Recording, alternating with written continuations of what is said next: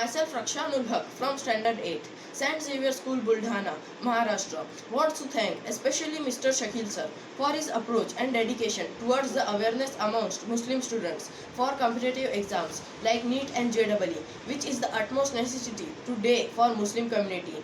First time I met him at a 3-day camp which was held in Akola just 3 to 4 months ago. Before that, I don't even know about NCERT syllabus. Shakil sir taught us that for further competitive exams, state board curriculum are not up to level. To crack higher competitive exams like JEE and NEET, the students get to go through NCERT curriculum.